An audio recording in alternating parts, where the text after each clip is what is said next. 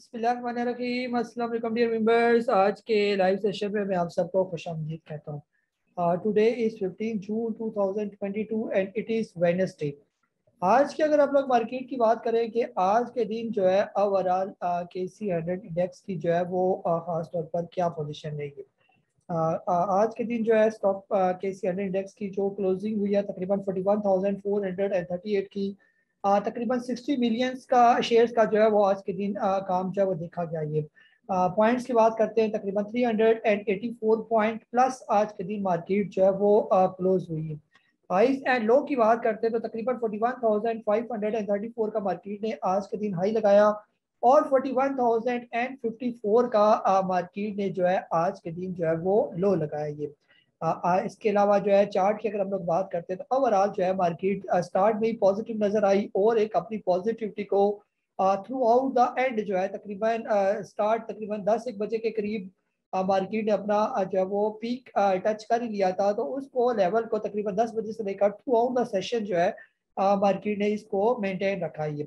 आज के दिन के अगर हम लोग वॉल्यूम लीडर्स की बात करते हैं जिनमें खासतौर पर TPLP, BGL, PRL, WTL, SHGP जो है वो शामिल है। ये इसके अलावा जो है आज के अगर हम लोग इंडेक्स का अगर ओवरव्यू करें कि आज के दिन जैसे ओवरऑल तो मार्केट पॉजिटिव ही रही तो इंडेक्स भी जो है तकरीबन हमें ग्रीन ही नजर आएगा। ये KC 100 इंडेक्स की टोटल 100 कंपनीज की अगर हम लोग बात करें तो 64 कंपनीज आज पॉजिटिव क्लोज हुई, 25 कंपनी आज के दिन डाउन क्लोज हुई नेगेटिव और 11 कंपनीज जो थी वो अनचेंज रही है।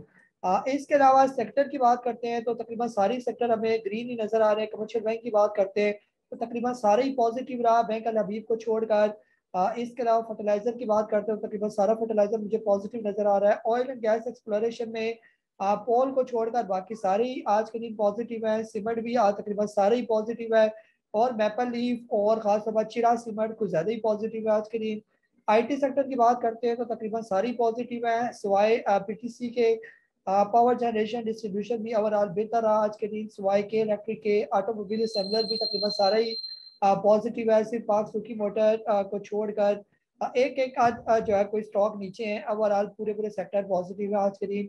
Oil and gas marketing company की बात करते हो तकरीबन ये भी काफी बेहतरीन नजर आ रहा है। फार्मा सेक्टर जो है फार्मास्यूटिकल थोड़ा सा आज प्रेशर में नजर आया, सेलिंग रही क्योंकि लास्ट टाइम ये पॉजिटिव हो चुका था तो आज इनके अंदर सेलिंग देखेगी। टेक्सटाइल सेक्टर भी ओवरऑल बेहतर रहा सिवाय निशाद मिल्स के। इसके अलावा जो है इन्वेस्टमेंट बैंक या इंजीनियरिंग कंपनी भी ओवरऑल जो है वो बेहतर रही है। वॉल्यूम्स की जो हम बात करते हैं तकरीबन आज के दिन जो 60 मिलियन का काम देखा गया, जो एवरेज वॉल्यूम जो है 56.8 एवरेज है 5 दिन का, उससे यानी एवरेज से बेहतर वॉल्यूम आज के दिन जो है वो देखने को नजर आएगी। आज अगर बुल्स एंड बियर्स की बात करते हैं तो बुल्स जो है आज के दिन काफी डोमिनेंट नजर आ रही है। जैसे जो FMC, Hubco, HBL, OGDC, PPL, Colgate, चिरासिमल, लक्की, मैपल लीफ, ये सारे वो स्टॉक है जिनकी वजह से आज मार्केट पॉजिटिव रही है। और कुछ बियर्स है जैसे bank Al Habib, Standard Capital bank, Abbott laboratory, K Electric, POL, IGI, HL, इसके अलावा ARPL, आरकोमा पैकेजेस। अस्सलाम वालेकुम, आई एम काजी नबील। मैं यहाँ पर airschool.com में आपके लिए लाया हूँ स्टॉक मार्केट के लिए जो काम करना चाहते हैं एक बिगिनर कोर्स। अगर आप हाउस वाइफ हैं या हाउस जॉब कर रहे हैं या इसके अलावा आप कोई भी किसी बिजनेस से वाबस्ता है या कहीं भी आप मुलाजमत करते हैं, आप चाहते हैं एक साइड अर्निंग का कोई बिजनेस आपका होना चाहिए, तो मैं समझता हूँ कि stock market is the best side way business. आप इसको फुल टाइम भी कर सकते हैं और साइड बाय साइड किसी और काम के साथ भी कर सकते हैं। और ये ऐसा काम है कि आपके मोबाइल पर यानी ऑनलाइन आप इसमें काम करते हैं। पाकिस्तान स्टॉक मार्केट एक ऐसी मार्केट है जहां पर लोग बेतहाशा पैसा कमाते हैं। सिर्फ यहाँ पर जिस चीज की कमी है वो सीखने की कमी है। हम लोग बगैर सीखे इस कारोबार में आते हैं। शायद यही वजह है कि बहुत से लोगों से आपने सुना होगा कि स्टॉक मार्केट में हमें नुकसान होता है। दुनिया का कोई भी कारोबार बगैर सीखे नहीं आ सकता, तो आप लोग खुद सोचे कि स्टॉक मार्केट का कारोबार बगैर सीखे कैसे आ सकता है। अगर आप स्टॉक मार्केट में इंटरेस्टेड हैं और आपको इंटरेस्टेड होना भी चाहिए क्योंकि ये एक ऐसा बिजनेस है जिससे आप बेतहाशा पैसा कमाते हैं और इस बिजनेस से आपका मुल्क पाकिस्तान भी तरक्की करता है। तो ऐसे में ये जो बिगनर प्रोग्राम है जहां पर आपको सिखाया जाएगा कि कहाँ पर आपने अपना अकाउंट ओपन करना है, कैसे ओपन करना है, कौन सा ब्रोकर आपने चूज करना है, अकाउंट ओपन के बाद आपकी क्या स्ट्रैटेजी होनी चाहिए, चार्ट एनालिसिस क्या होते हैं, कैंडलस्टिक्स क्या होती हैं, टेक्निकल्स क्या होते हैं और फंडामेंटल्स क्या होते हैं, और ख़ास तौर पर जो साइकोलॉजिकल बिहेवियर होता है वो क्या रखना पड़ता है स्टॉक मार्केट का काम करते हुए या काम करने से पहले। तो जितनी भी बेसिक चीज़ें ऑलमोस्ट वो सारी हमने कवर की हैं, और इसलिए आप देर ना करें और airschool.com में जो अभी हमने कोर्स लॉन्च किया है बेसिक कोर्स, उसको इनरोल करें और गेट रेडी हो जाए पैसे कमाने के लिए। आपका मैं मुंतज़िर रहूँगा। अस्सलाम वालेकुम। सरल GHR ये थोड़े से जो है आज के बियर्स में जो है वो शामिल हैं, अदरवाइज आज बुल्स जो है वो काफ़ी डोमिनेट रहे। मार्केट मैप को भी देख लेते हैं। आज के दिन मार्केट मैप से भी पिक्चर ज़रा क्लियर हो जाती है। आज के दिन अगर ओवरऑल हम लोग बात करें मार्केट मैप की, तो ख़ास तौर पर जो है हमें TPLP जो है वो काफ़ी डोमिनेट आज के दिन नज़र आ रहा है। परसेंटेज वाइज तो कम है, लेकिन वॉल्यूम वाइज काफ़ी आज डोमिनेट है ये। इसके अलावा DGKC, Maple Leaf, Cherat cement, flying cement, cement sector की आज खबर चल रही थी मार्केट में, जिसकी वजह से आज सीमेंट सेक्टर बेहतर रहा। इसके अलावा SNGP कंटिन्यूसली जो है ये तकरीबन 26-27 रुपये से चलना शुरू हुआ था। तो अभी ये तकरीबन 33.35 पर जो है ये आज पहुंच चुका है ये। इसके अलावा OGDC, PPL, दो स्टील, मुगल ये काफ़ी आज के दिन भी बेहतर है। और वॉल्यूम लीडर्स की बात करते हैं तो आज के दिन WTL, TRG, PRL ये भी काफ़ी बेहतर है वॉल्यूम वाइज। परसेंटेज वाइज तो कम ही है इनमें। इसके अलावा यूनिटी फूड हो गया। इसके अलावा कोई और अगर परसेंटेज वाइज हमें कुछ ज़्यादा नजर आए सीमेंट सेक्टर के अलावा, तो कुछ स्टॉक ऐसे होते हैं जो यहाँ पर यानी क्लियर नजर आ जाते हैं ये। तो आगे फ्यूचर में बता फिर उन पर नजर रखते हैं। मुगल स्टील जो है आज तकरीबन 3.5% जो है इसके अंदर भी तेजी देखेगी। ये भी काफ़ी डाउन हुआ हुआ है, यानी कि 60 से नीचे ये भी काफ़ी अट्रैक्टिव है मुगल। TPL टी कोई स्टॉक है टेक्नोलॉजी एंड कम्युनिकेशन सेक्टर का, TPL ट्रैकर ये भी आज तकरीबन 6.52% के साथ ऊपर आ। इसके अंदर वॉल्यूम तो थोड़े कम लगे, लेकिन ऐसे स्टॉक को बंदा नज़र में रख सकता है ये। इसके अलावा कुछ और स्टॉक जो हमें कोई खास नज़र नहीं आ रहे जो परसेंटेज वाइज जो है ज़्यादा ऊपर गए हुए हैं। इसके अलावा पोर्टफोलियो इन्वेस्टमेंट की बात कर लेते हैं कि आज के दिन खास तौर पर फॉरेन और लोकल की क्या पोजीशन रही है। आज जो है फॉरेन और लोकल्स का डाटा ओपन हो जाता है। तो आज के दिन जो है ओवरऑल जो बाइंग देखेगी वो फॉरेन की तरफ से देखेगी। $0.294 मिलियन की बाइंग फॉरेन की तरफ से की गई। इसमें फॉरेन कॉर्पोरेट शामिल है। ओवरसीज पाकिस्तानी की तरफ से सेलिंग देखी गई। लोकल की बात करते हैं तो लोकल में आज के दिन जो है सिग्निफिकेंट बाइंग नजर आई म्यूचुअल फंड की तरफ से। इसके अलावा कंपनीज की तरफ से, फिर ब्रोकर फर्म्स, बैंक्स की तरफ से, इसके अलावा इंडिविजुअल्स की तरफ से भी हमें बाइंग नजर आई। सेलिंग अगर नजर आई लोकल में तो खासतौर पर इंश्योरेंस कंपनीज, अदर ऑर्गेनाइजेशन और NBFC की तरफ से ओवरऑल जो है वो सेलिंग हमें नजर आई है। आप लोगों की तरफ आ जाते हैं और या इसके अलावा जो कैंडल्स की जो है वो स्टडी थोड़ी सी रह गया, उसको भी एक आध नज़र जो है उसको भी हम लोग दोहरा लेते हैं कि आज के दिन जो है वो कैंडल्स हमें क्या दिखा रही है ये। आज के दिन जो है जैसे ओवरऑल वॉल्यूम की बात करते हैं तो कल की निस्बत अच्छा वॉल्यूम लगा, बल्कि पिछले 4-5 दिन के जो एवरेज वॉल्यूम है उससे बेहतर वॉल्यूम है। आज की कैंडल भी जो है थोड़ी बेहतर कैंडल हमें नजर आ रही है, कदरे बेहतर है ये।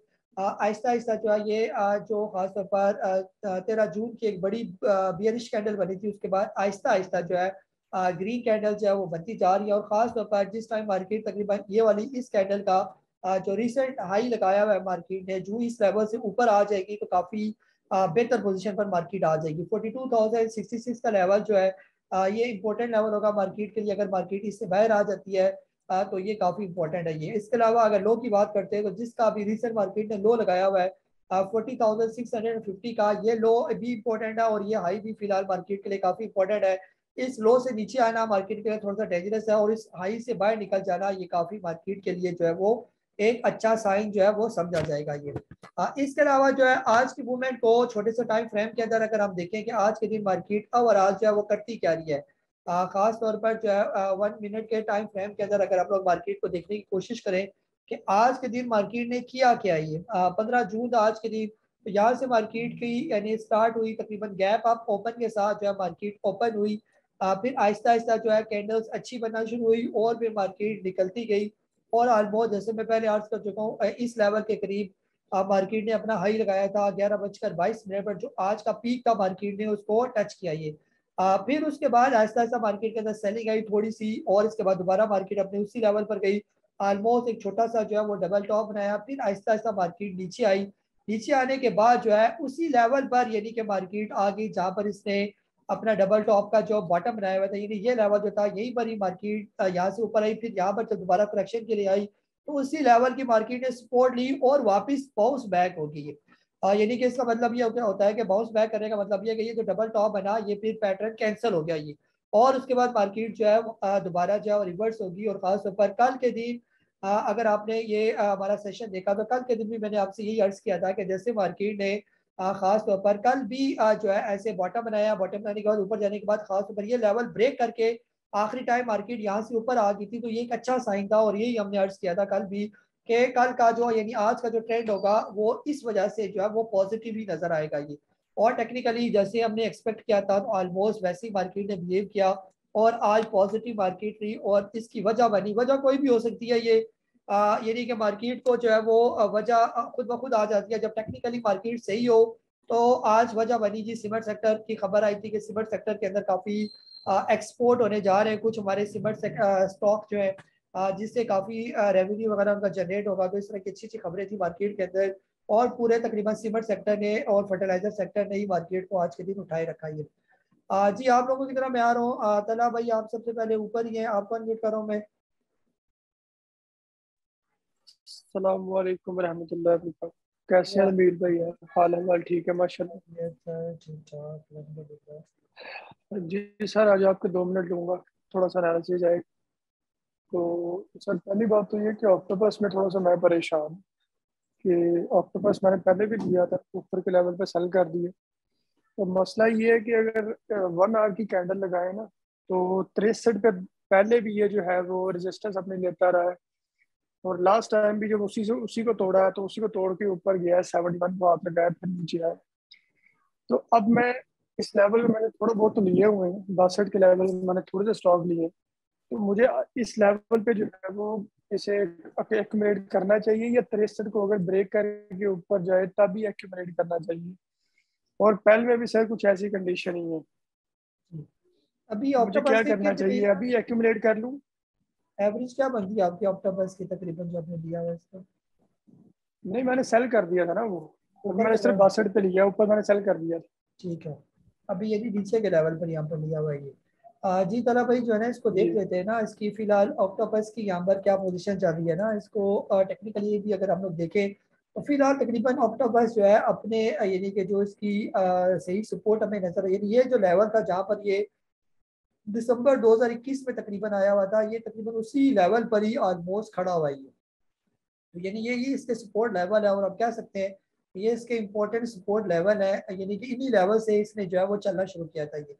और इसको एकुमुलेट किया गया था तकरीबन इस सारे जोन के अंदर, यानी कि इसको एकुमुलेट किया गया, और एकुमुलेट करने के बाद जब माल इकट्ठा हो गया इसका अच्छा खासा, और फिर यहाँ से इसने ऊपर का शूट लगाया, और ऑलमोस्ट आपके सामने ही ये 112 113 को जो है वो हाई लगा कर फिर आहिस्ता आहिस्ता इसके अंदर करेक्शन आई है। और ये करेक्शन जो है ये वही है जो पिछले दिनों जो हालात ख़राब थे हमारे मुल्क के, पॉलिटिकल पूरा एक सिस्टम चेंज हो गया ये, एक पार्टी जो है वो कुर्सी से जो है वो रोड पर आ गई, तो ये सारा इसी वजह से मार्केट जो है वो सारी नीचे आ गई है। तो जब इतना बड़ा चेंज आ गया सियासत में, तो उस वजह से काफ़ी स्टॉक के अंदर हमने यानी कि जनवरी से लेकर ऑनवर्ड जो हमने थोड़ी करेक्शन देखी है। अभी यानी कि वही पोजीशन जैसे यहाँ पर आप देखना है कि मार्केट इसने ऑक्टोपस ने अक्टूबर से लेकर तकरीबन जो है दिसंबर 2021, तो अक्टूबर नवंबर दिसंबर 3 महीने यहाँ पर उसने लगाए, और इतना माल इकट्ठा हो गया, फिर उसके बाद ये आराम से ऊपर चला गया ये। हाल तो यहाँ से यहाँ तक वॉल्यूम बिल्कुल लो था, लेकिन इतने छोटे वॉल्यूम में भी इसको यहाँ तक लेके चले गए, यानी मोर देन आप कह सकते हैं कि 90% के करीब करीब ये इसने अपना हाई लगाया यहाँ पर, 60 से 112 तक ये जब पहुंचा ये। अब यहाँ पर जब ये आया तकरीबन मई का महीना है और ये जून का महीना, तो मई जून जुलाई एक आध महीना और इसको दे अक्टूबर को, परेशानी की जरूरत नहीं है, 3 एक महीने हो सकता है यहाँ पर ये और लगा ले, मई जून जुलाई यानी ये 3 महीने लगाएगा। और जैसे मोस्ट प्रोबेबली हम भी एक्सपेक्ट कर रहे हैं कि अगस्त में काफी सिचुएशन क्लियर हो जाएगी, आपको जो पैसे मिलने हैं वो भी मिल जाएंगे, और मुल्क की काफी जो है ना वो पिक्चर क्लियर हो जाएगी ये 3 महीने के बाद, यानी खासतौर पर जुलाई तो ज्यादा है, और खासतौर पर इंटरनेशनल भी जुलाई का महीना बहुत इंपॉर्टेंट समझा जा रहा है ये। तो मेरे ख्याल में हो सकता है एक आध महीना यानी कि माजी की तरह ये और लगाए, और इतना ही कि बड़े यहाँ तक पहुंच के ये 12 13 जुलाई यहाँ तक पहुंचेगा, तो फिर उसके बाद आहिस्ता आहिस्ता जो है जो ये तकरीबन 70 के करीब अपना हाई तोड़ेगा तो फिर दोबारा ये ऊपर की तरफ जाएगा ये। इस यानी कि स्टॉक की जो मेन खूबी है, यानी जो आईटी सेक्टर है इसका, बस ये सबसे इंपॉर्टेंट है कि जो इसके साथ आईटी का एक लेबल लगा हुआ है। ये आईटी में आप देख लेंगे, आईटी में मोटे मोटे 2-4 स्टॉक है जो सही प्रॉपर चलने वाले और आईटी का ही फ्यूचर है, और हुकूमत ने भी आईटी को इंसेंटिव देना और इन्होंने डॉलर लेकर आने आपके मुल्क में, खास तौर पर अपने सॉफ्टवेयर को बेच करिए। और इनके बड़े बड़े प्रोजेक्ट हैं, खास तौर पर ऑक्टोपस हो गया, एवीएन हो गया, सिस्टम हो गया। इनके तो अगर आप इनकी हिस्ट्री उठा के देखेंगे, एक साल के अंदर इनको बेतहाशा बड़े बड़े प्रोजेक्ट मिले हुए हैं ये। तो वो जब प्रोजेक्ट के पैसे जब आना शुरू हो जाएंगे कंपनी के अंदर, तो ये यहाँ पर तो नहीं ठहरेगा 50-60 रुपए के करीब करीब, इसने ठीक ठाक ऊपर जाना है ये। और खास तौर पर जो बाढ़ के जो फॉरेन है, जो फॉरेन का पैसा अभी तो निकला आपको नजर आ रहा है मार्केट के अंदर से, जब दोबारा ये पैसा मार्केट के अंदर आएगा तो ये सारे ही आपके आईटी सेक्टर तो पहले ही नंबर पर ऊपर जाएगा ये।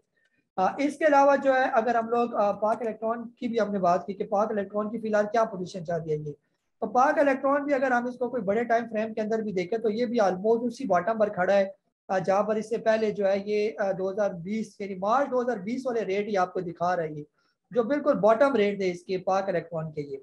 तो वक्ती जो है ये सिर्फ आपको थोड़ा सा पैनिक कर सकता है, रुक सकता है थोड़ी देर के लिए, लेकिन कितना टाइम तक यहाँ पर रुका रहेगा ये, तो एक टाइम ऐसा आएगा कि यहाँ से इसको हर सूरत उठना ही ये। ऐसा तो नहीं होगा कि ये 15-16 पर अपने बॉटम पर ही रहे। यहाँ पर भी अगर हम लोग बात करते हैं कि यहाँ पर ये तकरीबन ऑलमोस्ट अपने बॉटम पर ही था, जब ये 2000 यानी 19 के बाद से जब ये करेक्शन चली थी 2017 में, तो इसने ऑलमोस्ट यही बॉटम में गया था 15-16 रुपए के करीब करीब ये, फिर थोड़ा सा ऊपर उठा और फिर वापस नीचे आ गया ये। तो यहाँ से लेकर यहाँ तक भी अगस्त 2019 और मार्च 2020, ठीक है, तो ये यहाँ पर इसे तकरीबन अगस्त से लेकर मार्च तक जो है ना ये महीने गुजारे इसने। तो अगस्त, सितंबर, अक्टूबर, नवंबर, दिसंबर, जनवरी, फरवरी, मार्च, 7 महीने लगाए इसने। तो यहाँ पर ज्यादा कितने 7 महीने लगा लेगा, अभी मार्च हो गया तो जून तो हो चुका ये तकरीबन मिड जून हो गया ये, 3-4 महीने तो हो चुके हैं ये। तो हो सकता है 3 महीने और लगा लेगा, तो बस 3 महीने के बाद ये दोबारा चलना शुरू हो जाएगा ये। तो ये 3-4 महीने का थोड़ा सा है सबर, आप अगर कर सकते हैं तो इंशाल्लाह ये भी आपको दोबारा 30-35-40 रुपए पर आराम से जाता हुआ नजर आएगा ये। लेकिन आप ये भी ध्यान में रखें कि अब जो यहाँ से मार्केट उठेगी तो वो प्रॉपर उठेगी सही करके, यानी कि वो फिर सही चलती हुई मार्केट आपको नजर आएगी। ऐसा नहीं होगा कि फिर बीच में कहीं अड़केगी और या बीच में वापस आ जाएगी मार्केट। 2 महीने 3 महीने जब भी मार्केट के अंदर तेजी आएगी, एक बुलिश मोमेंटम आएगा, तो ये फिर आगे ऊपर वाली सारी जो नफसियाती हदें हैं ना, 50,000, 52,000, 53,000, वो तोड़ के जाएगी ये। और खास तौर पर जो मैं इसको ऐसा स्टडी कर रहा था इंटरनेशनल मार्केट के वाले से भी, कि आप देखें कि दुनिया की सारी मार्केट से पैसा निकलता जा रहा है ये। अमेरिका की मार्केट निकाले, डॉ, निकी शिकी जितने भी हैं ये सारी आपके सामने है, जापान वगैरह की, इन सब से जो है ये सारी मार्केट काफी हद तक जो है वो पैसा इनके अंदर से निकाल रहा है, गोरे वहां से पैसा निकाल रहे हैं। आलमी तौर पर काफी हद तक प्रेशर है ये इन मार्केट्स के अंदर। अब वहां से भी अगर पैसा निकला हुआ है तो गोरा जो है वो कभी भी ऐसी मार्केट के अंदर पैसा नहीं डालेगा जहां पर कम से कम जो है उसको रिटर्न मिले ये। तो बाहर की दुनिया में बड़ा कंपटीशन है, तो मैं जहां तक सोच रहा हूँ कि आने वाले जो महीने होंगे, जो 2-4-6 महीने के बाद जो पैसा आएगा मार्केट्स के अंदर, वो सारी एशिया की मार्केट के अंदर पैसा आएगा, जो गोरू का पैसा जो आएगा, खास तौर पर आपकी मार्केट में हो गया, या साथ वाली बांग्लादेश में, या इंडिया की मार्केट में। और आपकी मार्केट तो फिलहाल इसके अंदर इतना पोटेंशियल मौजूद है कि अगर गोरे यहाँ से माल उठाना शुरू करेंगे या यहाँ पर जब पैसा आना शुरू हो जाएगा, तो उनको जो रिटर्न मिलेगा तो वो कई गुना ज्यादा रिटर्न मिलेगा ये। तो मोस्ट प्रोबेबली जो आने वाले जो महीने होंगे, यही थोड़ा सा 2-4 महीने का टाइम थोड़ा मुश्किल है ये। उसके बाद जब ये सारे स्टॉक उठेंगे तो आपको अच्छा खासा जो है वो रिटर्न देंगे ये। तो बेहतर ये है कि अपनी पोजीशन को आप ना छोड़ें, कम से कम साल एक अपने जहन में रख लें कि साल के अंदर अंदर ना मैंने ऑक्टोपस को छेड़ना है इस लेवल पर लेकर, और ना मैंने पाक इलेक्ट्रॉन वगैरह को छेड़ना है। बस फिर आप देख लें, इसको जो है ना इसी पर छोड़कर जो है ना आप सब्र कर लें, गोरों के रहमो करम पर छोड़ दें, तो आप देखेंगे कि ये मार्केट किधर जाती है। फिर ये मोस्ट प्रोबेबली जो है ये इतना ये नहीं कि उठेगी मार्केट कि आप सोच भी नहीं सकते ये। जी इम्तियाज अली साहब, आपको अनम्यूट कर रहा हूँ मैं। जी वालेकुम सलाम। का साहब क्या हाल है? ठीक है का साहब, आपके तजर्बे की रोशनी में एक सवाल करना चाहता हूँ, जिससे उम्मीद है कि मेरा कंसर्न मतलब दूर हो जाएंगे। वॉल्यूम जो है का साहब वो श्रिंक है, मतलब है वॉल्यूम के बारे में देखें कि 60 मिलियन मतलब है 55 मिलियन 65 मिलियन, जबकि आज से 3 माह 4 माह पहले 120 मिलियन थे, इससे ज्यादा भी थे। ये देखें कि बड़े बड़े मतलब फंड है, ब्रोकर है, क्या है कि इन्वेस्टर को ऐसी क्या पड़ी है कि वो नहीं लगा रहा, उनके पास पैसा भी बेताशा है। मतलब अपने कैश से 5% भी अगर इन्वेस्ट कर दें तो मेरे ख्याल 120 मिलियन तक चला जाएगा, जबकि स्टॉक के रेट वो हैं जो 70% डाउन है। इसके बारे में आप क्या कहते हैं कि अपना मतलब है कि अपने पैसे से 5% भी नहीं कर रहे, मतलब है कि इंडिविजुअल अगर ले रहा है या कोई और ले रहा है इतने लेटी हुई मार्केट में, तो आया वो अगर थोड़ा ऊपर जाएगी मार्केट तो फिर या किसी अच्छी खबर का इंतजार करें, क्योंकि यही बड़े बड़े फंड हैं जिनको पहले मार्केट के अंदर सारा कुछ पता होता है। तो वॉल्यूम कम से कम मेरा ख्याल है 120 मिलियन या 100 मिलियन प्लस और लाजमी होने चाहिए। इसके बारे में का सब काइंडली थोड़ी सी रहनुमाई करिएगा। Thank you. जी सर, बिल्कुल जो है ना आपकी बात बिल्कुल सही है। तो जहाँ तक मुझे लगता है ना, जो बड़े बड़े फिलहाल जो इन्वेस्टर हैं या प्लेयर हैं या जिन्होंने मार्केट को उठाना है, वो सिर्फ मोटा मोटा हिसाब किताब देख रहे हैं कि थोड़े से इंटरनेशनल हालात ज़रा कंट्रोल में आ जाएंगे। खासतौर पर रशिया यूक्रेन किसी जगह पर पहुंच जाए, कोई थोड़े से कमोडिटी जो प्राइसेस हैं आपकी, वो किसी जगह पर रुके आके ना, थोड़ी सी स्टेबल हो जाए। अभी तो आपको पता है आपकी कमोडिटी प्राइसेस जो है, हम तो है भी इम्पोर्ट ओरिएंटेड, हमारी सारी कंपनीज हैं ये, और अच्छा खासा जो है वो लोड बढ़ा हुआ है हमारे जो इंपोर्ट बिल्स के अंदर। ये तो जब तक थोड़े से इंटरनेशनल हालात कंट्रोल में नहीं आ जाते, अकेला जो है हमारे लोकल के पैसों से मार्केट उठने वाली नहीं है। कि अगर हमारा सारा लोकल लोकल ने तो फंड बनाए हुए हैं ये सारे, ये अगर बड़े बड़े ब्रोकर फर्म की अगर हम लोग बात करें तो हर ब्रोकर फर्म के आगे 10 उन्होंने ये फंड बनाए हुए हैं ये, जो स्टॉक मार्केट के अंदर प्रॉपर इन्वेस्टमेंट करते हैं ये। तो वो भी किसी अच्छे मौके के इंतजार में है कि अगर यहाँ से मार्केट उठाते हैं तो देंगे किसको माल फिर। अगला सवाल ये आता है ना कि वो देंगे किसको। यहाँ से अगर वो मार्केट उठाते हैं, अभी तो आप लोग सारे जितने भी पाकिस्तानी या लोकल जो छोटे छोटे जो इन्वेस्टर हैं या जो ट्रेडर हैं या जिन्होंने पीछे रोशन डिजिटल के बड़े जो है वो चर्चों की वजह से स्टॉक मार्केट के अंदर पैसा डाला, तो ऑलमोस्ट मैक्सिमम लोग जो है 90% जो है वो लोग ट्रैप हुए हैं मार्केट के अंदर। कोई ओजीडीसी जो है वो 120-30 रुपए का लेकर बैठा हुआ है, तो कोई ऐसे जीपी जो है 170-80 का लेकर बैठा हुआ है, तो कोई ऑक्टोपस जो है 100 रुपए का लेकर बैठा हुआ है, तो कोई सिस्टम जो है वो 700 रुपए का लेकर बैठा हुआ है, तो किसी ने लकी 600 रुपए का लिया हुआ है ये।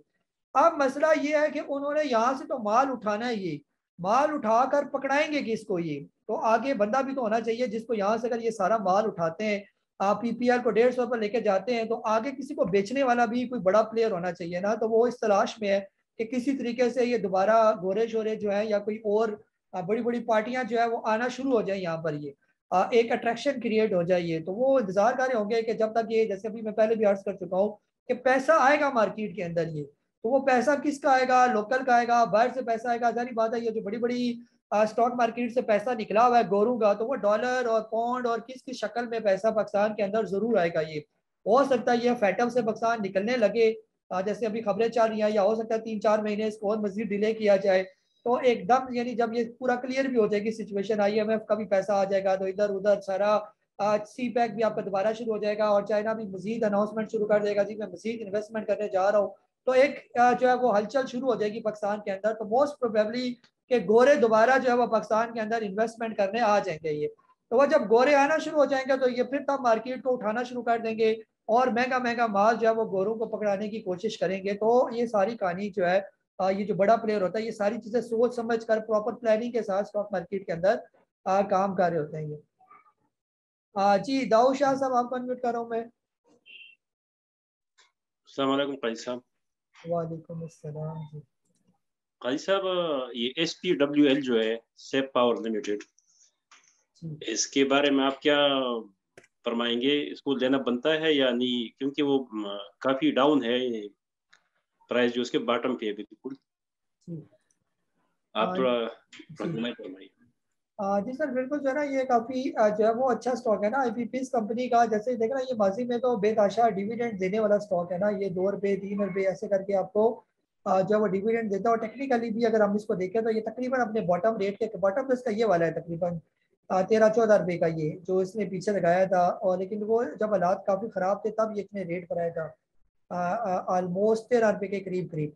तो अभी ये तकरीबन 17 रुपए के करीब। तो बेहतर ये कि थोड़ा सा इसको नीचे आने देना, यहाँ पर 15 रुपए के करीब करीब या 15 रुपए की रेंज में आने थे, 15-16 रुपए की रेंज में। आ ही रहा है मुसलसल ये नीचे। अभी रिसेंट ये अपना ये बॉटम तोड़ के जो है ना ये नीचे आया और आज की कैंडल इसकी थोड़ी सी अच्छी बनी है ये। तो बहरहाल बुरा नहीं है ये स्टॉक, अगर आप proper investment point of view से इसको लेना चाहते हैं तो यहाँ पर भी आप इसको ले लें। 13 रुपये से लेकर 17-18 रुपये के दरमियान थोड़ा थोड़ा करके आप इसको एकमुलेट करें और सही इसका ब्रेकआउट निकलेगा जब ये 22-23 रुपये क्रॉस कर जाएगा तो फिर ये दोबारा 32-33 रुपये के करीब जो है वो ये स्टॉक चला जाएगा ये। लेकिन ये तब जाएगा जब इनको पैसे प्रॉपर मिल जाएंगे। अभी IPPs का जो है वो थोड़ा इशू चल रहा है कि इनके पैसे अभी भी हुकूमत के जिम्मे रहते हैं ये। तो हुकूमत पहले जो बड़ी बड़ी IPPs की कंपनी है जैसे अपको हो गया, कैप्को हो गया, इनको पहले क्लियर करेंगे और इन छोटी कंपनीज को बाद में जो इनके ड्यूज वगैरह रहते हैं। तो जब इनके पैसे पूरे मिल जाएंगे तो फिर ये चलना शुरू हो जाएगा सही करके ये। जी शादी साहब आपको अनम्यूट कर रहा हूँ मैं। जी अस्सलाम वालेकुम भाई साहब, क्या हाल चाल है? खैरियत से? वालेकुम अस्सलाम। भाई साहब मैं 2 मिनट लूंगा अभी। एक मेरा पॉइंट था एनीवे, उस पर अभी आपने जैसे बात की, तकरीबन 1.5 साल से मार्केट की यही सिचुएशन है। एक के बाद एक अच्छी खबरें आती हैं लेकिन उसका कुछ वक्ती इम्पैक्ट पड़ता है, फिर मार्केट नहीं चलती। पहले गवर्नमेंट का मामला था, गवर्नमेंट भी चेंज हो गई। तो अब जैसे आपने ये पॉइंट उठाया, ये पॉइंट बड़ा वैलिड है कि अगर जैसे हम कहते सुनते हैं ना कि बड़ा प्लेयर जब चाहे वो मार्केट उठा सकता है, लेकिन वो इतना आसान अब है नहीं, क्योंकि वही आप वाली बात कि वो अगर मार्केट से माल उठाएगा तो पकड़ाएगा किसको? क्योंकि आपने ये भी देखा सुना ही होगा और हमने भी जो एनालिसिस देखा है उसके हिसाब से काफी पैसा स्टॉक से निकल भी गया है, लोगों ने जाहिर है निकाल भी लिया है उसको। अब एक मैं जैसे एक एग्जांपल जैसे मैं लूंगा कि जो जून क्लोजिंग के स्टॉक हैं, पिछली साल उसमें कुछ रैली बनी थी, जैसे मैं नेशनल फूड या OGDC वगैरह की बात करूंगा। अभी इस साल देखें जून एंड भी होने वाला है लेकिन कोई मूवमेंट नहीं है। तो आपको मेरी एक मतलब अपनी एनालिसिस ये है कि जो स्टॉक लिए हुए हैं और जो भले ऊपर हैं या नीचे हैं उनके लिए वेट ही किया जाए, जब उसका नंबर आएगा उसकी रैली चलेगी तो उससे निकल जाए। और दूसरा ये कि अभी आपको लगता है कि इस टाइम कोई जून क्लोजिंग के कोई अच्छे स्टॉक जैसे नेशनल फूड, OGDC या कोई ऐसे 2-4 स्टॉक है जिनमें अभी पैसा डालें तो कुछ रिकवरी 1-2 महीने में या कुछ उससे बोनस वगैरह की शक्ल में डिविडेंड या कोई रैली बन सकती है? आपको लगता है अभी ईयर एंड से जून जून क्लोजिंग से पहले? जी सर, जो है ना खासतौर पर OGDC से रिलेटेड तो खबरें चल रही थी कि हुकूमत कोई एक बड़ा जो है वो अनाउंसमेंट करने जा रही है। पीछे हमने सुना था 3-4 महीने पहले कि OGDC जो है, OGDC वैसे भी ये डिविडेंड पेइंग स्टॉक है, ये आपको वैसे भी तो डिविडेंड देते ही रहता है ये। इसकी अगर हम लोग बात करते हैं इसकी हिस्ट्री की तो ये तकरीबन हर क्वार्टर में ही कुछ ना कुछ जो है वो आपको डिविडेंड की शक्ल में पकड़ाता रहता है ये।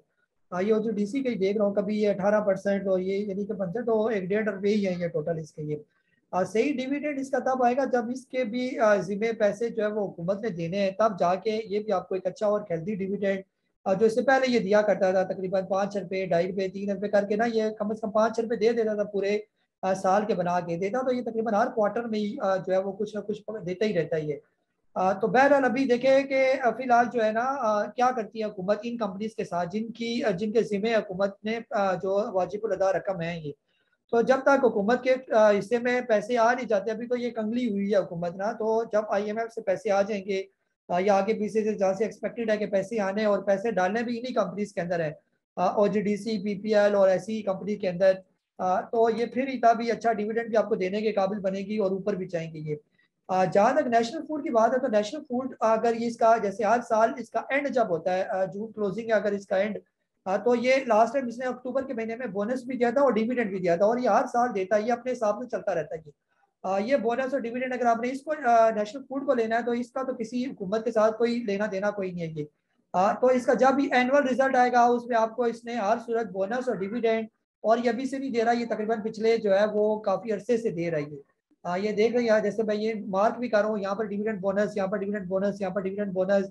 इससे पहले भी ये डिविडेंड बोनस जो है ये अपने हर एनुअल रिजल्ट में देता है। अगर इसकी जून क्लोजिंग है तो यहाँ पर भी आपको डिविडेंड बोनस जो है वो दे के जाएगा ये। इसका ये नहीं कि कोई सवाल नहीं है, ये तो एवरग्रीन कंपनी है ना नेशनल फूड ये, इनके हरे भरे जो है कारोबार चल रहे हैं ये। जी इमरान खान साहब हैदराबाद से। अस्सलाम वालेकुम सर। वालेकुम अस्सलाम। ठीक ठाक है सर। सर आपसे सवाल ये करना था कि सर ये पाकिस्तान के अंदर जिस तरह हमारा मुल्क है सर, इसके अंदर जिस तरह से इन्फ्लेशन बढ़ रही है, डॉलर का आउट ऑफ कंट्रोल है और जिस तरह से crude oil up and up जा रहा है, तो सर इसका तो इम्पैक्ट सर हमारे मार्केट पे ओवरऑल आ ही रहा है सर। तो सर इसका तो मार्केट इफेक्ट तो ले ही रही है सर।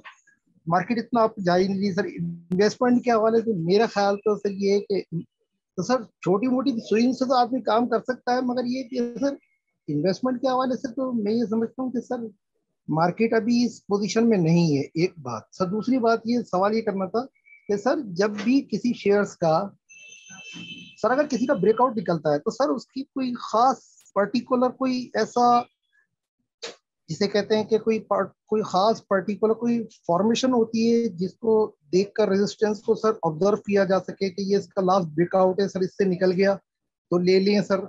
और सर एक दूसरा सवाल ये था कि सर ऐड करने के हवाले से सर कल मैंने आपसे पूछा था सर, एक ये बात बताएं कि ऐड करने के लिए सर ऊपर ज्यादा बेहतर रहता है या जैसे शेयर्स अपना करेक्शन में जब आता है तो सर उसमें ज्यादा बेहतर रहता है सर? सर इस चीज का जरा थोड़ा सा चार्ट पर सर एनालिसिस करके बता दें सर, बड़ी मेहरबानी। जी सर, जो है ना, जो सबसे पहले आपने सवाल पूछा ना, जो खास तौर पर डॉलर की प्राइस तो बड़ी बड़ी है ना, वो तो चले उसमें हमारी नलायकियों की वजह से हमारा डॉलर जो है वो यहाँ तक पहुँचा है। अगर हम लोग नलायक ना होते ना, प्रॉपर जो ईमानदार किस्म के और अच्छे अगर हमें हुक्मरान मिलते तो हमारा डॉलर कंट्रोल में रहता है। ये सिर्फ हमारी नलायकियों की वजह से डॉलर यहाँ तक पहुँचा। अदरवाइज कल भी मैंने या 2 दिन पहले मैंने मिसाल दी थी कि बांग्लादेश जो है, बांग्लादेश की अगर आप हालत देखें जब ये हमसे अलहदा हुआ था, ये उस वक्त इसकी जो है हालत बड़ी जो है वो इकॉनमी की कमज़ोर तरीन हालत थी ये। और आज देखें कि उसका जो टक्का है वो तकरीबन 93% $1 के बराबर है ये। और हम जो है अक्सर मजाक में कहते हैं जी टक्के की क्या हैसियत होती है, ये तो टक्का आज रुपये से आगे बढ़ गया ये। यानी कि उनको तो फ़ख्र है और हमें शर्म आनी चाहिए कि हमने 70 साल गुजार दिए और हमने रुपये को क्या कर दिया ये।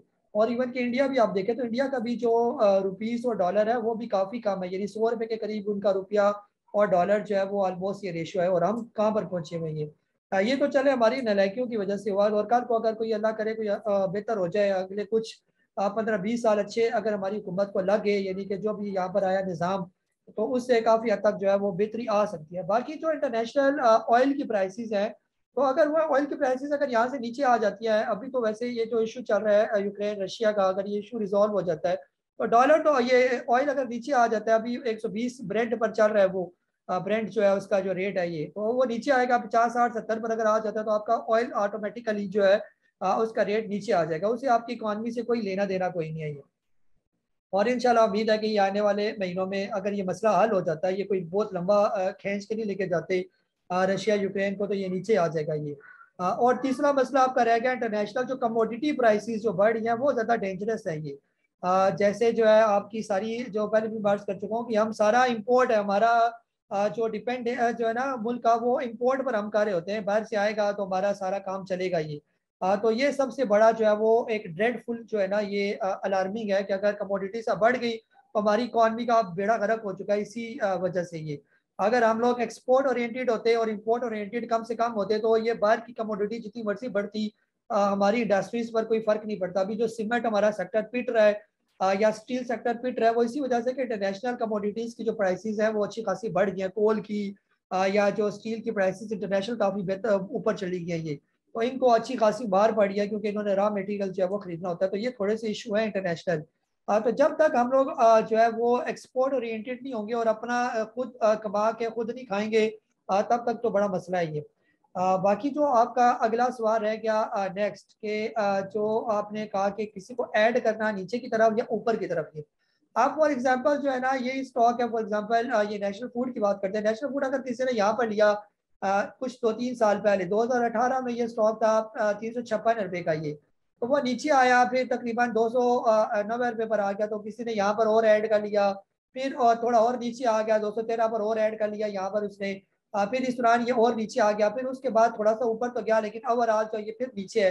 अगर कोई उसकी एवरेज कहीं बीच की बनी हुई है तो, लेकिन ओवरऑल जो उसने यहाँ का माल खरीदा हुआ है तो वो कभी भी उस रेट पर जो है वो नहीं पहुंच सका। अगर कोई स्टॉक आपने हाई रेट पर लिया हुआ है और वो नीचे आ जाता है तो फिर तो किसी सूरत भी उसके अंदर ऐड करना बनता कोई नहीं है ये। हाँ, अगर ये नेशनल फूड जैसे अभी बॉटम रेट पर है 144 पर मौजूद है, अब ये यहाँ से ऊपर चलना शुरू हो जाए तो फिर आप लाजमी थोड़ा थोड़ा करके इसके अंदर ऐड करते जाए। जैसे हर 15% पर मैं कहता हूँ कि आप लाजमी ऐड करेंगे। जैसे 144 पर है, अब ये तकरीबन यहाँ पर आकर थोड़ा रुकेगा 160 के करीब, वहां पर आप ऐड करें। फिर इसके बाद यहाँ पर पहुंचे 190 के करीब, यहाँ पर रुकेगा थोड़ा सा, वो यानी करेक्शन लेगा, वहां पर आप ऐड करें। और ऐसा साथ फिर 220 230 पर ऐड करें, बस यहाँ पर ऐड करके रुक जाएं। बस इसके बाद ये चलता जाएगा और ऊपर आप सेफ होते जाएंगे। नीचे का आपका लिया हुआ माल और आपकी नीचे की एवरेज बहुत अच्छी बन जाएगी, तो ये फिर ऊपर ही आपको कोई टेंशन नहीं है। और ऊपर से अगर कोई स्टॉक नीचे आ जाता है तो वो काफी जो है वो डेंजरस जो है वो काम बन जाता है ये।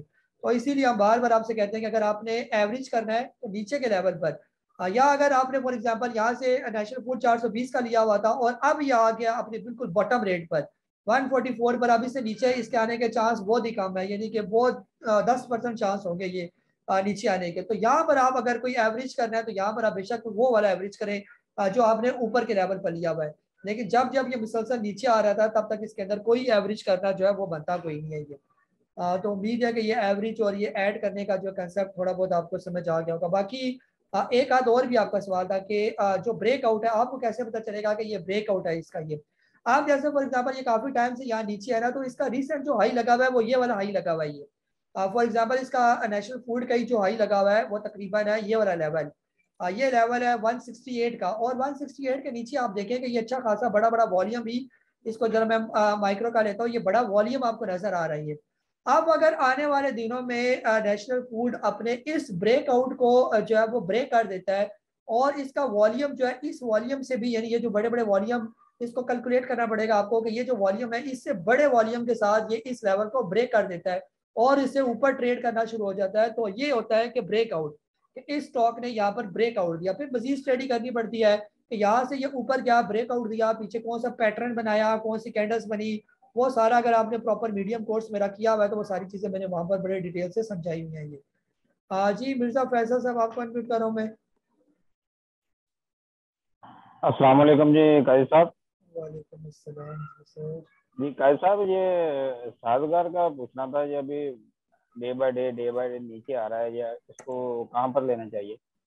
जी जी सर, जो है ना साजगार जो है तो ये काफ़ी अच्छी कंपनी का स्टॉक है ना, लेकिन जैसे ऑटो सेक्टर पर काफ़ी इन्होंने टैक्स लगाए हैं ना, तो उसमें काफ़ी कंपनीज जो है वो मुतासरीन में शामिल है, जिनमें साजगार भी जो है वो शामिल हो सकती है ये। जिस स्पीड के साथ साजगार ने तकरीबन 160 का हाई लगाकर मुसलसल नीचे ही आ रहा है, तो ज़्यादा चांसेस ये है कि साजगार अपने बॉटम को टच करेगा, जो तकरीबन यहाँ पर लगाया था इसने मई 2020 में, और वो था तकरीबन 58 रुपीज़ का, तो यहाँ तक तो इसके आने के चांस हैं ये। और इससे पहले यहाँ पर भी आया हुआ अक्टूबर 2016 में, तो ज़्यादा नहीं 3 एकड़ पे मजीद इसके अंदर से निकलने की गुंजाइश है। तो उम्मीद है कि तकरीबन 58 तक आएगा, तो वहाँ से ये बाउंस बैक करेगा ये।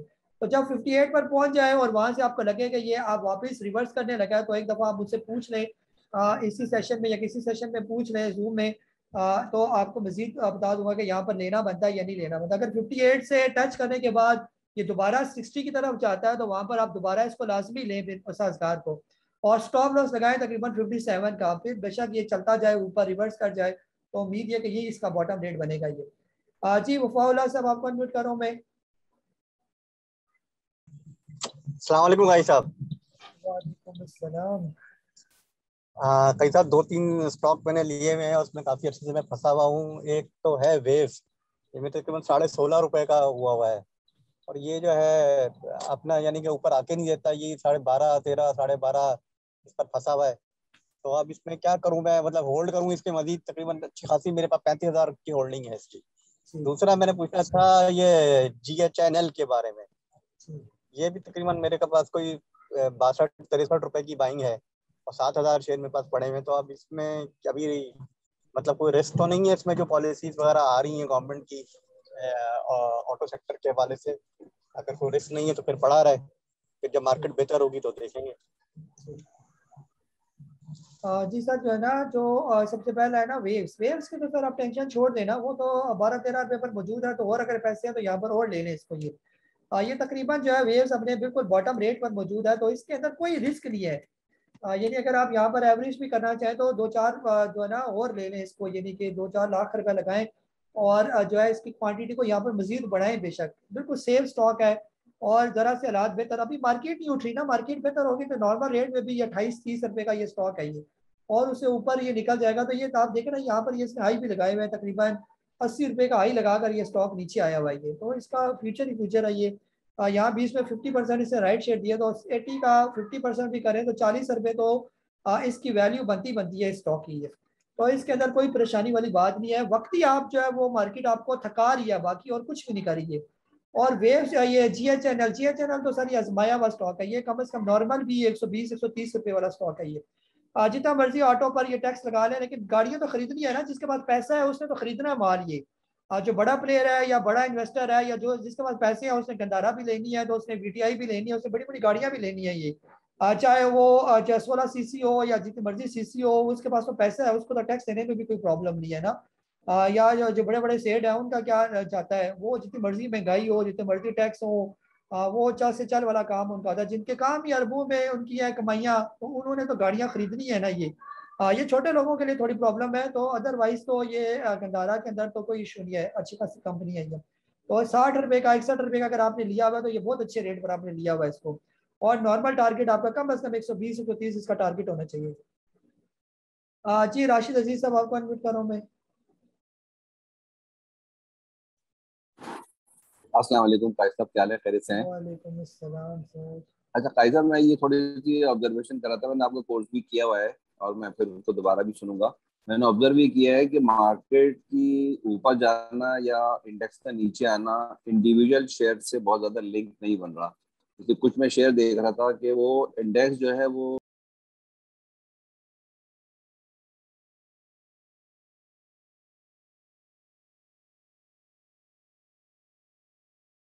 आई एम कासी नबील और मेरा प्रोफेशन है स्टॉक मार्केट।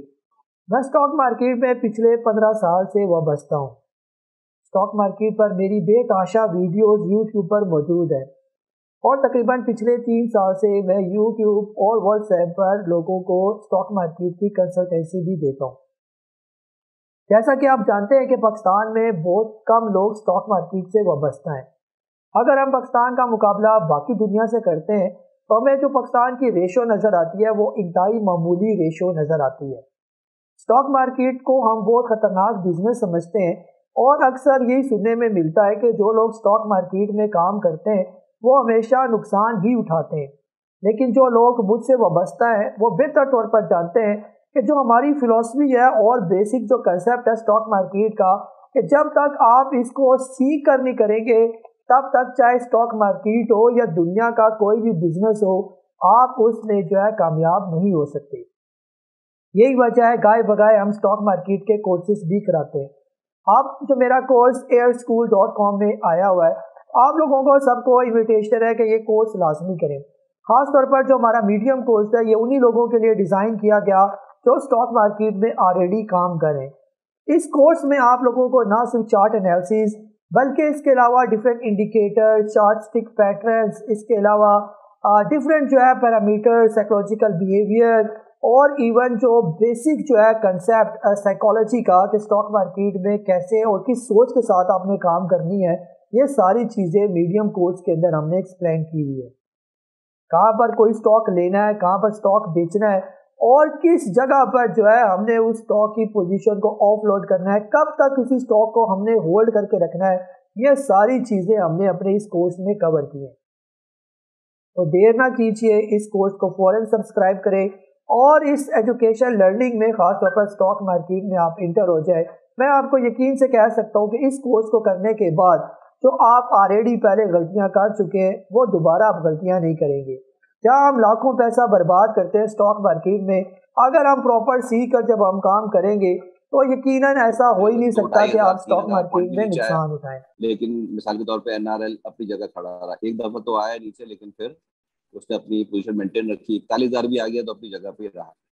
तो इस तरह हम अगर देखना चाहें कि, और ये देखा भी ऐसे न्यूज आई बैंक की, तो बैंकिंग सेक्टर जो है फिर एकदम नीचे गया, फिर अगले दिन ऊपर हो गया। सीमेंट सेक्टर की जैसे आज न्यूज आ गई तो वो इंडेक्स इतना ऊपर नहीं गया लेकिन वो सारे शेयर्स ऊपर गए।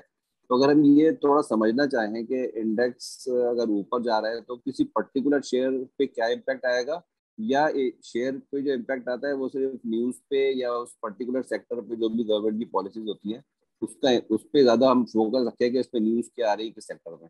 तो हम कैसे अंदाजा करें कि हमने जो शेयर लिए हुए हैं या कभी हमने लेने हैं तो हम किस शेयर पे लें। तो वो आपकी स्टडी है पूरी चीज के बॉटम पे लें, और जो आपने पूरा बताया हुआ है कि पैटर्न किस जगह लेने वाली लाइन बनती है, तो उस पर थोड़ी देर प्लीज जरा फरमा दीजिए।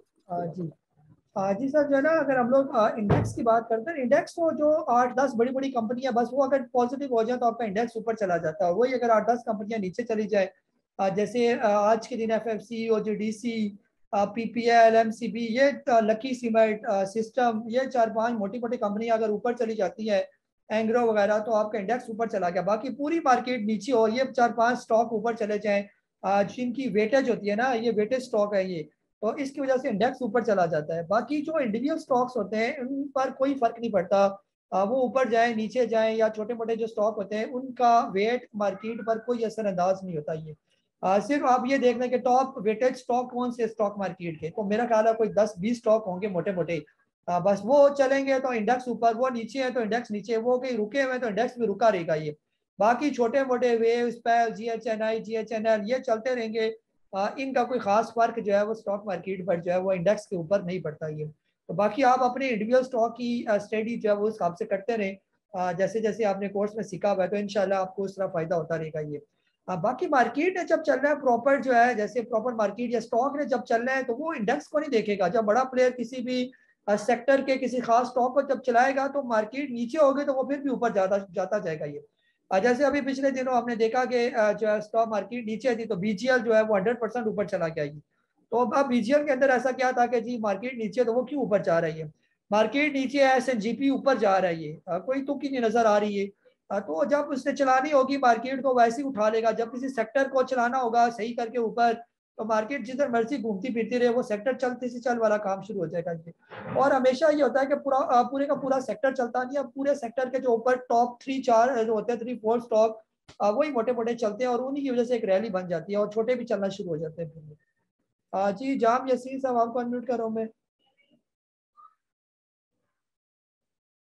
जी जाम यसीन साहब, होली मदीना से। अस्सलाम वालेकुम सर। वालेकुम अस्सलाम। सर, दो स्टॉक के बारे में मैंने पूछना था। एक MFFL, इसमें मैं इन्वेस्टमेंट करना चाह रहा था, लेकिन मैंने जब इनकी फाइनेंशियल रिपोर्ट्स देखी ना, उसमें मुसलसल जो है नुकसान हो रहा है। और दूसरा के इलेक्ट्रिक के बारे में पूछना था। जी जी सर, जो है ना, दोनों तकरीबन स्टॉक बेहतर है ना। अब ये देखे ना, इसमें नुकसान हो रहा है तभी तो ये 10 साल लो रेट पर आया हुआ है ना, मिचल फ्रूट ये। अगर नुकसान ना होता तो ये स्टॉक आपको 70 रुपये पर मिलता ये। जैसे अभी हम लोग कल भी हम लोग मिचल फ्रूट के बारे में जो है वो काफ़ी डिस्कस किया था। तो आप ये देखें कि मिचल फ्रूट आया कहाँ से ये। ये तकरीबन जो है ये स्टॉक इस रेट पर, जैसे मैं कल भी अर्ज कर चुका हूँ कि ये मेरी शऊर वाली जो है वो ज़िंदगी में पहली दफ़ा जो है ये इतने लो रेट पर आया ये।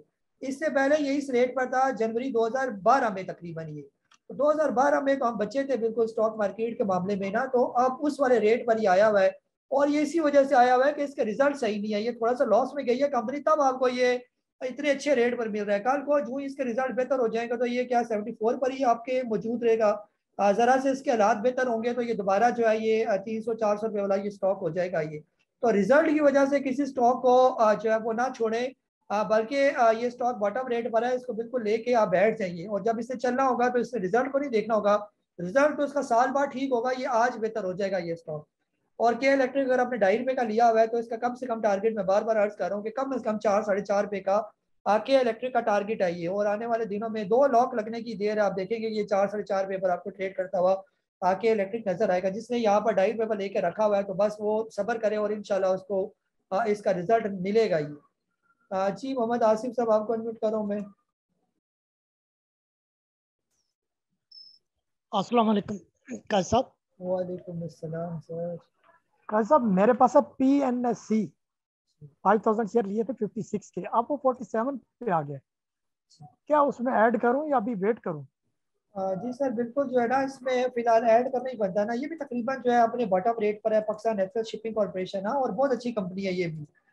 इसको भी अगर आप इसका भी जो माजी का डाटा देखें ना, तो ये तकरीबन जो है इस रेट पर आई थी 2013 में ये, और आज ये इस रेट पर आई हुई है। और ये डिविडेंड देने वाली प्रॉपर एक कंपनी है जिसका अर्निंग भी जो अभी जो थर्ड क्वार्टर की अर्निंग है 7.5 रुपये, 7.25 रुपये के करीब, और टोटल अर्निंग होगी है इसकी 18 रुपये और 52 पैसे की।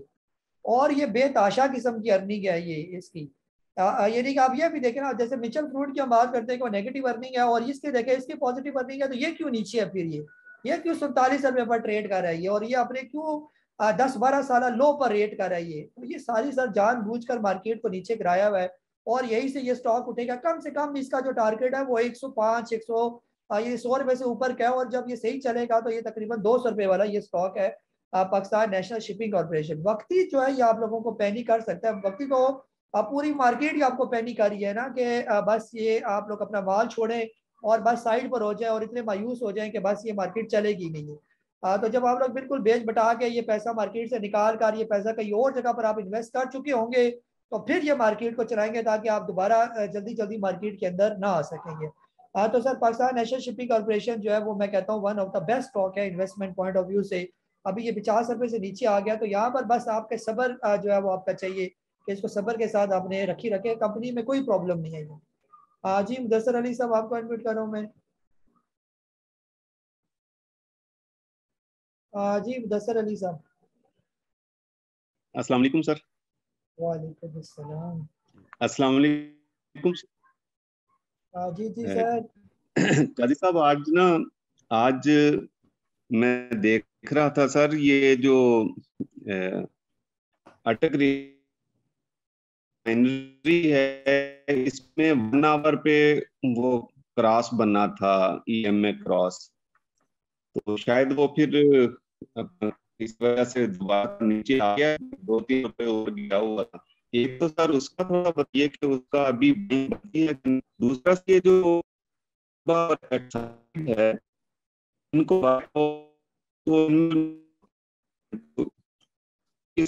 करना चाहिए। और दूसरा सर आप ये जो मार्केट का इंडेक्स है वो तो आप बहुत अच्छी तरह बता देते हैं, लेकिन आज उसमें जरा ट्रेंड लाइन तो बनाइएगा सर, देखते हैं क्या सूरत हाल बनती है। दूसरा स्टॉक सर कौन सा पूछा आपने? एटबा और एक्साइड। चलें सर उसको देख लेते हैं। फिलहाल जो है ना जैसे जो पहले अपने अटक रिफाइनरी का कहा ना, अटक रिफाइनरी यहाँ पर थोड़ा सा एकमुलेट हो रही है ये, तो यहाँ पर जो आपके जो EMA वाले क्रॉस है ना ये काफ़ी बनेंगे क्योंकि ये साइड वेज में मूव कर रहे हैं ना। तो जब तक ये अटक रिफाइनरी तकरीबन 170 रुपये का ब्रेकआउट नहीं दे देता तब तक ये ऐसे ही जो है वो ट्रेड करता रहेगा। और आज की मूवमेंट काफ़ी बेहतर थी इसकी। उम्मीद है कि थोड़ा सा जो है ये जैसे आप देखेंगे इसका वॉल्यूम भी बेहतर होते जा रहे हैं। कल आज का वॉल्यूम कल से ज़रा बेहतर है और कल का दोबारा अगर वॉल्यूम और बेहतर हो जाता है और ये तकरीबन कल ही 165 से ऊपर आ जाता है तो फिर इसका ब्रेकआउट काफ़ी करीब आ जाएगा, तो ये निकल जाएगा स्टॉक फिर ऊपर। तो बेहतर यह है कि अटक रिफाइनरी को यहाँ पर 160 से नीचे इसके अंदर लाजमी इन्वेस्टमेंट की चाहिए।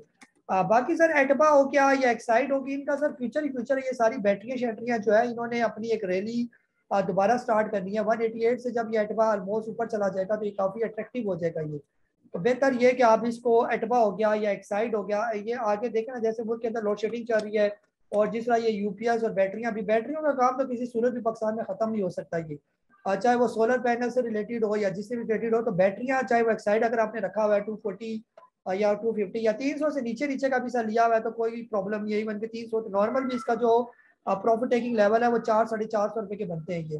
तो इन कंपनीज के अंदर सर कोई प्रॉब्लम नहीं है ये, यानी कि एवरग्रीन कंपनीज है, इनका फ्यूचर बहुत ज़बरदस्त है ये। जी उमर भट्ट साहब आपको अनम्यूट कर रहा हूँ मैं। जी अस्सलाम वालेकुम कई साहब उम्मीद है आप खैरियत से होंगे। कई साहब स्टॉक के बारे में तो मेरा कोई ऐसा क्वेश्चन नहीं है, लेकिन अगर आप इजाज़त दें तो मैं मार्केट के बारे में कुछ अपना व्यू पेश करना चाहता हूँ, अगर आपकी इजाज़त हो तो।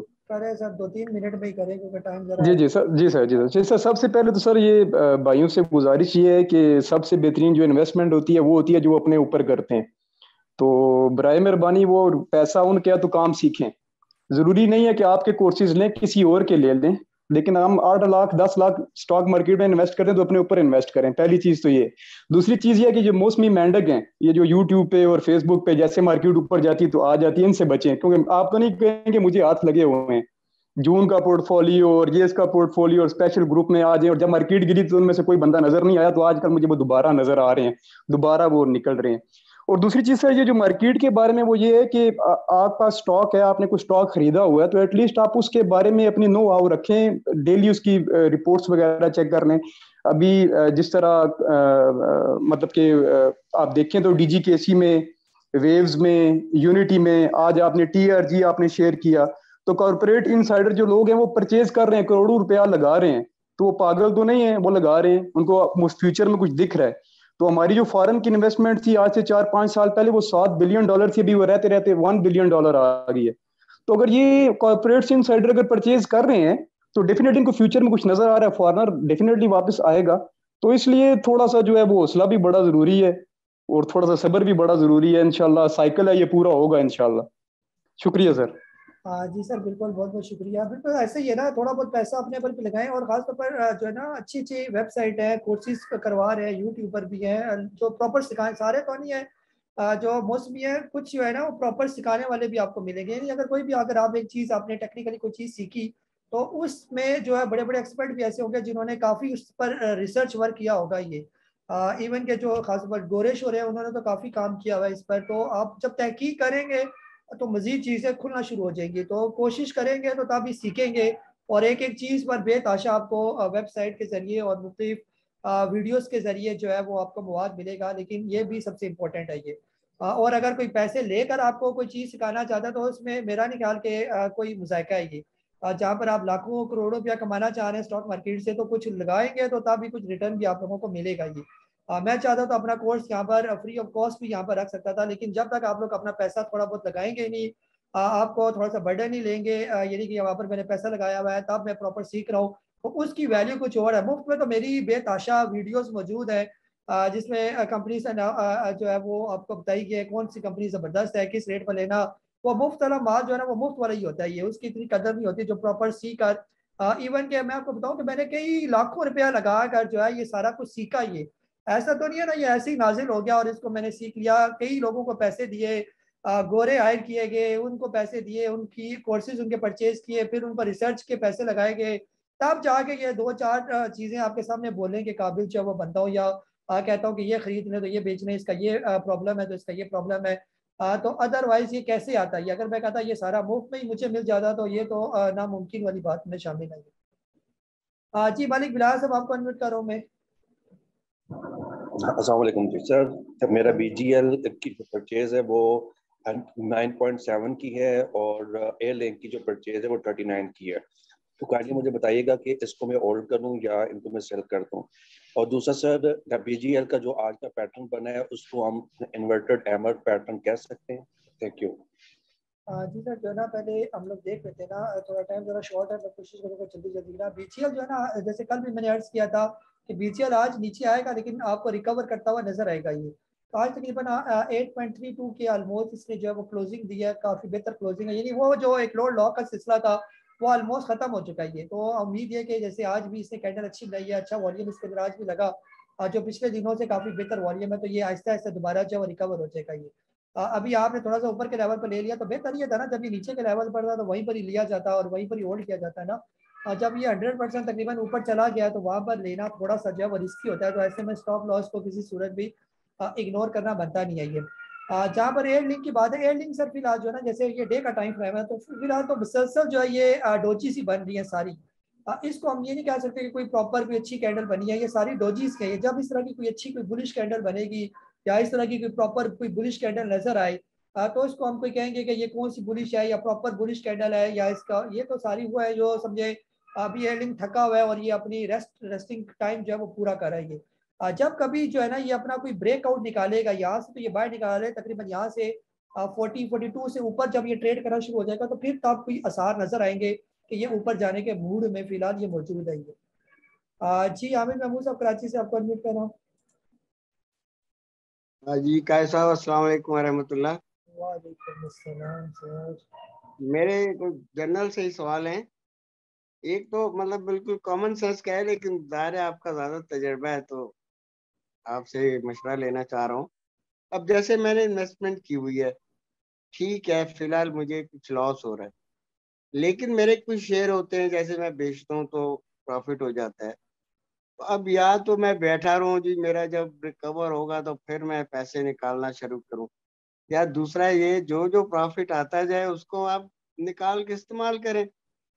जैसे मैंने WTI लिया हुआ है, अगर वो जैसे आपने 14 रुपये कहा हुआ है, अगर वो कभी हो गया तो मेरे तो सारा लॉस वॉस रिकवर हो जाएगा। तो मैं बोलूँ WTI मेरा लॉस रिकवर करेगा। अभी जो मेरे जो जो कैश आता है वो मैं प्रॉफिट निकालता रहूं और इस्तेमाल करूं। मतलब ये है कि मैं अल्लाह को प्यारा हो जाऊं, मेरे स्टॉक पड़े रह जाएं तो किस काम के। एक तो ये बताइएगा, दूसरा एक और वो ये है कि हर ऐप में क्या ऐसा होता है कि जैसे मैंने एक ही शेयर मुख्तलिफ कीमतों पे लिया हुआ है, अब मैं चाह रहा हूँ कि जो मैंने कम कीमत पे लिया था वो ही बेचूं, और जो ज्यादा कीमत का था वो पड़ा रहे, वो अच्छे वक्तों में जब ऊपर चला जाएगा।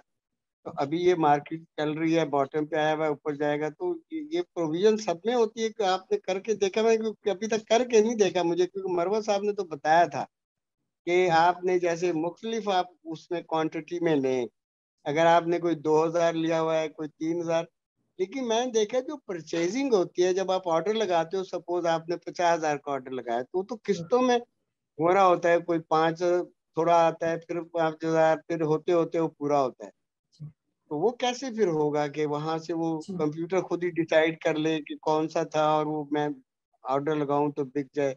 ये बताइए। चले जी सर, जो है ना इस पर हम काफी बहस भी कर चुके हैं ना, इससे पहले काफी हद तक हमने डिस्कस भी किया। कुछ ब्रोकर के पोर्टफोलियो जो है ना, जो कि टर्मिनल के अंदर अलग अलग रेट के आपको नजर आ रहे होते हैं। कुछ में ये सहूलत मौजूद है और कुछ में जो है वो मिक्स सिस्टम ही है कि जब एक दफा ले लिया तो वो सारा एवरेज ही करके आपको बताता है।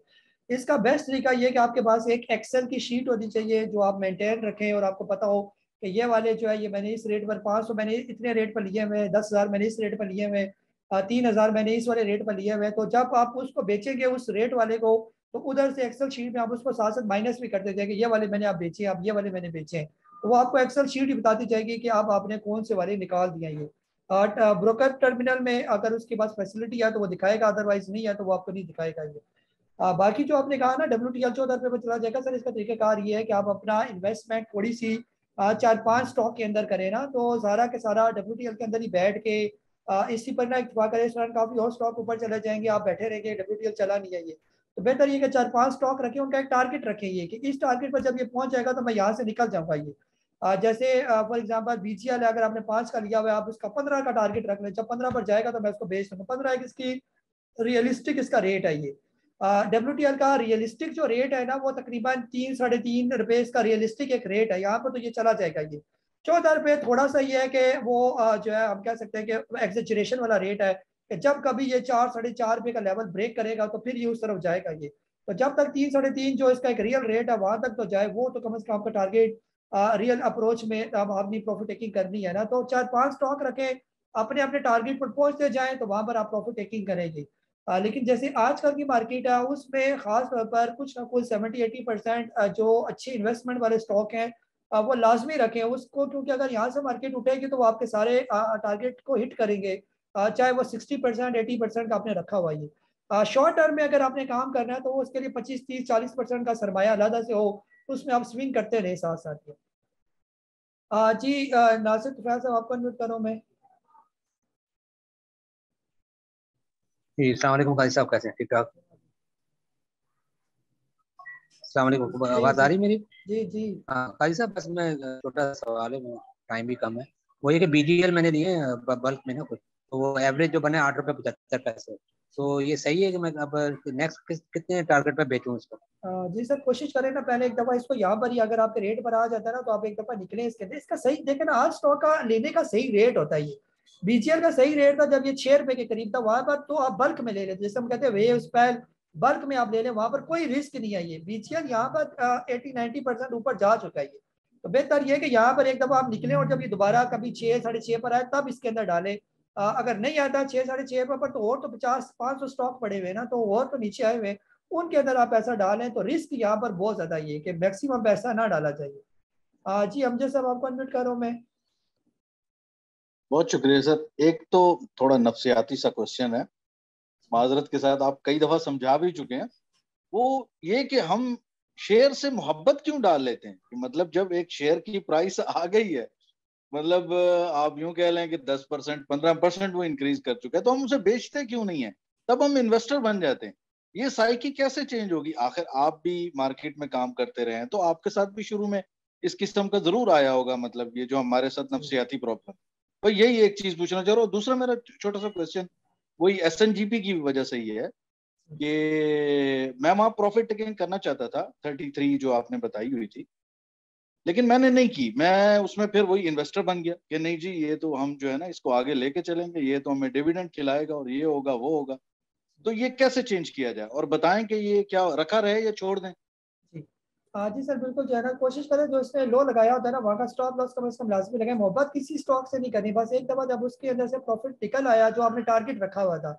आप दो किस्म के टारगेट रखें ना, आप ये रखें कि जी मैंने एक लॉन्ग टर्म टारगेट है, एक शॉर्ट टर्म टारगेट है। ये आपने अगर 1 लाख शेयर ऐसे जीपी के 28-23 रुपए पर खरीदे हुए थे, आप ये जहन में पक्का बना लें कि मैंने 80% तो यहाँ पर 33 रुपए पर बेचना ही बेचना, जो 20% रह जाएगा वो मैं डिविडेंड के लिए या 60-70 पर जब जाएगा वहां पर बेचूंगा। इसको तो पक्का आप अपना रूल्स एंड रेगुलेशन में शामिल कर लेंगे।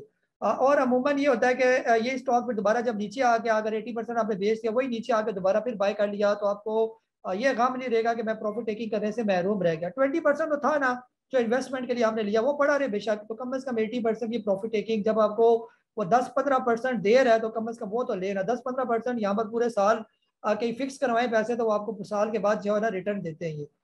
तो इस तरह की जो है वो साइकिल बनाए। कोशिश क्या करें जब किसी स्टॉक के अंदर शॉर्ट टर्म की प्रॉफिट टेकिंग होगी, जैसे 28 का SNGP लिया, 33 का बेच दिया, तो आप तकरीबन 1 महीने तक आप SNGP को ना देखें, यानी यहाँ से पैसा कमाया तो किसी और को देखें, नहीं तो वो दोबारा आपका पैसा ले लेगा। ये जब तक SNGP दोबारा 28-23 पर नहीं आ जाता तब तक दोबारा इसके अंदर पैसा देखे भी, यानी इसको करीब ही ना आने दे, वरना ये जो कमाया हुआ पैसा लेके जाएगा आपसे ये। तो हमेशा ये भी होता है कि स्टॉक मार्केट के अंदर ये भी एक कुलिया समझाया जाता है कि जिस स्टॉक से पैसा कमाया जाए उसके जो है ना साल तक उसके करीब ही ना भटके, कोई और ढूंढ लें, क्योंकि वो उसने आपको अपनी नज़र में रखा हुआ है तो एक दफ़ा दोबारा आए जो मुझसे कमाया तो मैं से अपने भी लेके जाऊंगा ये। चैट बॉक्स की तरह सवाल है, कुछ वाले लेता हूँ, टाइम काफ़ी यानी कि ऊपर निकल गया, किसी टाइम भी ये बंद भी हो सकता है ये। तौसीफ साहब कह रहे हैं कि what is the buying zone. आपको सर ले लेना, ये 70 रुपये से नीचे बहुत अट्रैक्टिव है और इन्वेस्टमेंट वाला स्टॉक है। जी नेक्स्ट वाला अगर 12 रुपये से ऊपर होगा तो BCL ये कैसे पता चलेगा सर? जब ऊपर जाएगा 12 रुपये से ऊपर तो आपको नजर आ जाएगा ना इसका रेट। कामरान साहब कह रहे हैं कि GGL का फ्यूचर सर, GGL थोड़ा सा मुझे स्लो लगता है, बेहतर ये कि इसके अलावा किसी और स्टॉक को देख लें। IHA साहब कह रहे हैं कि ट्रीट का चार्ट डिस्कस करें। ट्रीट सर 28 रुपये पर रुका हुआ है, वहां पर आप इन्वेस्टमेंट करें, काफी सेफ है यहाँ पर। और नॉर्मल इसका जो रेट है 33-34 रुपये शॉर्ट टर्म में, और लॉन्ग टर्म में ये 60-70 रुपये का स्टॉक है ये। शाहजी साहब कह रहे हैं फूड सेक्टर में शेयर यूनिटी का कोई फ्यूचर सर? दोनों ही तकरीबन मेरे हिसाब से जरा स्लो है। यूनिटी तो कतरे बेहतर, अगर 20 से नीचे मिले। अलशेर तो बहुत थका हुआ स्टॉक है ये। और मोहम्मद यही सब कह रहे हैं कि ऑक्टोपस नीचे किस रेट पर आ सकता है, नीचे लेना सर? ये 60 रुपये पर काफी अट्रैक्टिव है ऑक्टोपस, और ये रेट इसका काफी बेहतर है। आज का ये था हमारा जूम सेशन। अपना बहुत सारा ख्याल रखें, मुझे काजी नबील को इजाजत है। अल्लाह हाफिज। पाकिस्तान जिंदाबाद।